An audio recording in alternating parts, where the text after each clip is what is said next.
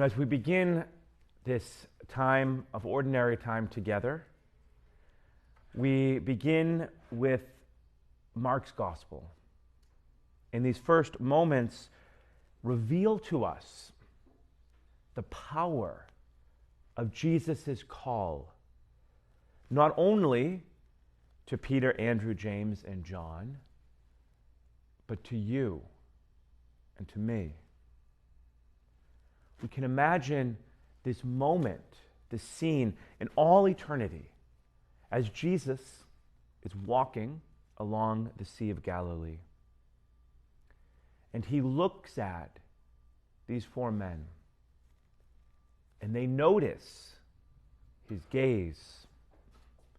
And he speaks a word, "Follow me," to them. And in that moment, they leave everything and follow Jesus. So my work most days is in vocations, as I help all sorts of men, both young and old, wrestle with and discern that call from the Lord. Could he be inviting me to follow after him as a priest?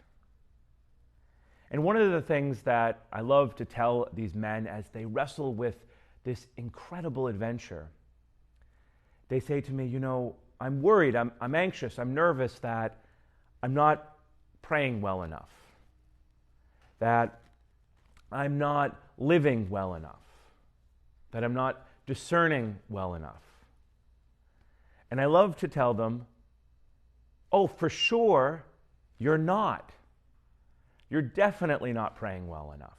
You're definitely not living well enough. You're definitely not discerning well enough. Because following after Jesus, this great mystery of God in all eternity calling these men, calling you to be his disciple, is an invitation into an eternal relationship, into faith, which is why Jesus says, "Follow me." Do we know exactly where he will lead? Well, heaven. But are we sure of the path? It's where he is going and where he's inviting us. We have a wonderful model, an example in our church and in our life, and she is Mary. She, as a girl, has this extraordinary invitation from the angel Gabriel at the Annunciation, when God speaks to her and invites her to be the mother of Jesus. And she can wonder, what does this mean? What will this look like? How can this be? And despite the questions, the unknown, she says, yes. Let it be done unto me according to thy word. The same yes that we're invited into. And so in her yes, she is brought into, in a more intimate and perfect way, relationship with Jesus.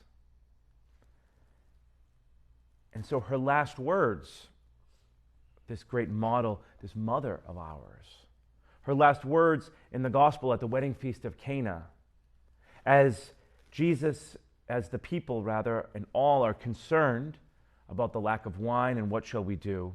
And when the stewards come to Mary, she says, do whatever he tells you. That's her testimony, that hearing and following Jesus is the most wonderful and extraordinary and awesome adventure.